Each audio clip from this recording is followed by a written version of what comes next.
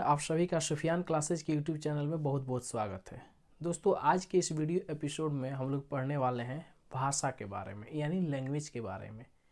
तो चलिए दोस्तों, हम लोग स्टार्ट करते हैं। लेकिन उससे पहले मैं आप लोगों को मोटिवेट करने के लिए एक शायरी सुनाता हूँ कि मुश्किलें दिल की इरादे आजमाती है, स्वप्न के पर्दे निगाहों से हटाती है। मुश्किलें दिल की इरादे आजमाती है और स्वप्न के पर्दे निगाहों से हटाती है। ठोकरे खाकर हौसला मत हार ओ मंजिल के मुसाफिर, क्योंकि ठोकरें ही इंसान को चलना सिखलाती है। जी हाँ मेरे दोस्त, ठोकरें ही इंसान को चलना सिखलाती है।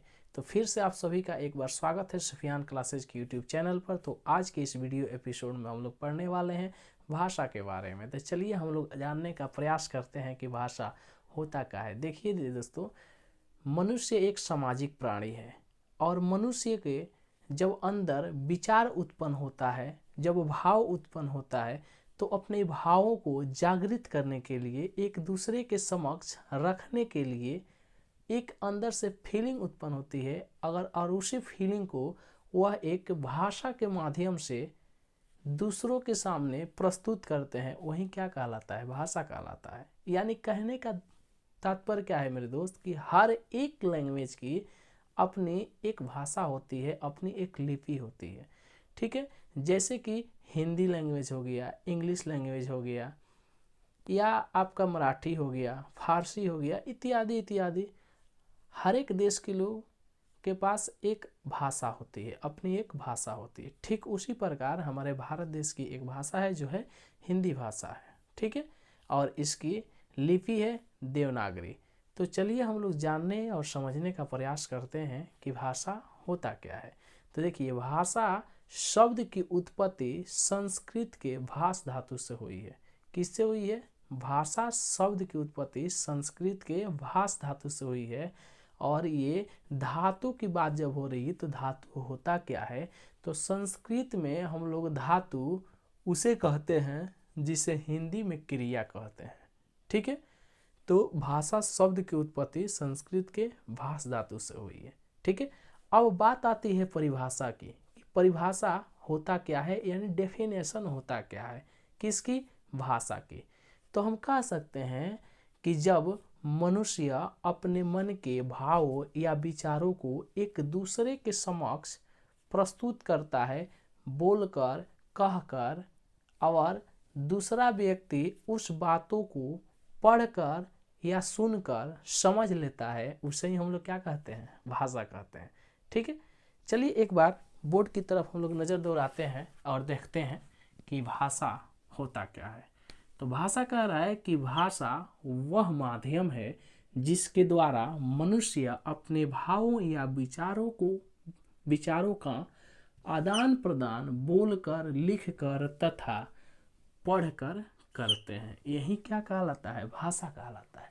ठीक है, यानी भाषा वह साधन है या वह माध्यम है जिसके द्वारा मनुष्य अपने भावों या विचारों का आदान प्रदान बोलकर या लिखकर करते हैं। जैसे कि हमारा विचार आया कि चलिए आज टॉपिक पढ़ा देते हैं भाषा के बारे में। ठीक है, तो ये हमें विचार आया और मैं आप लोगों को वीडियो के माध्यम से वो चीज़ बताया। ठीक है, तो यही तो क्या है? भाषा है।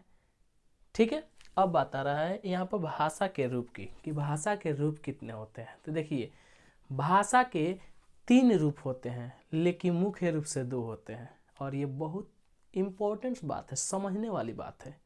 भाषा के 3 रूप होते हैं, लेकिन मुख्य रूप से 2 ही होते हैं। तीसरे को भाषा नहीं माना जाता है। जैसे यहाँ पर पहला आपका होता है लिखित भाषा, मौखिक भाषा, और दूसरा होता है लिखित, और तीसरा होता है सांकेतिक भाषा। यानी पहला आपका हो गया मौखिक, और दूसरा लिखित, और तीसरा सांकेतिक भाषा। लेकिन मुख्य रूप से ये बात याद रखेंगे कि भाषा के 2 ही रूप होते हैं, और वो होते हैं मौखिक भाषा और लिखित भाषा। ठीक है, अब बात आती है मौखिक भाषा की, कि मौखिक भाषा कहते किसे हैं।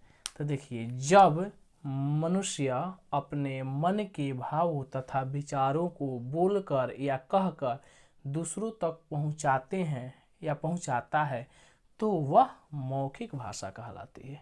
यानी कह रहा है कि जब मनुष्य के मन में विचार उत्पन्न होता है और उस विचार को मनुष्य दूसरे व्यक्ति के सामने कहकर या बोलकर अपना विचार रखता है और दूसरा व्यक्ति पहले वाले व्यक्ति के विचारों को भली भांति समझ लेता है, वही तो भाषा कहलाता है। और कौन सी भाषा?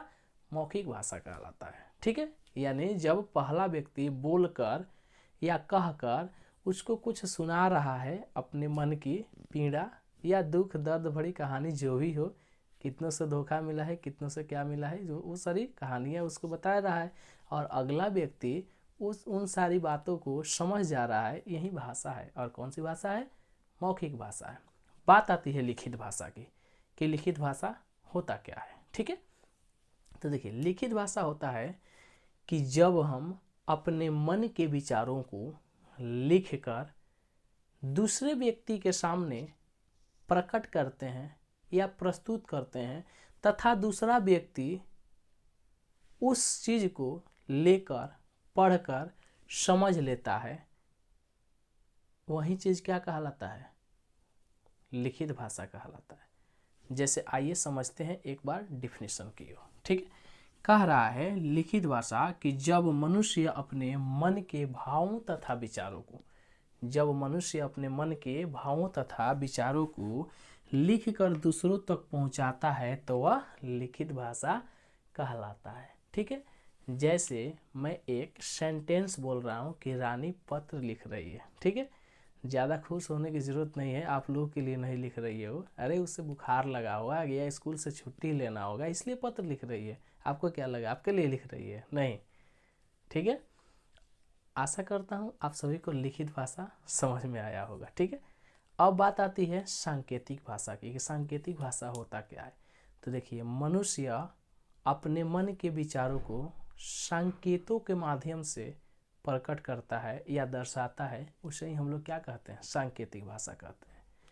आशा करता हूँ आप सभी को ये वीडियो काफ़ी पसंद आया होगा। मिलते हैं एक नए टॉपिक के साथ। Thank you, thanks for watching my video.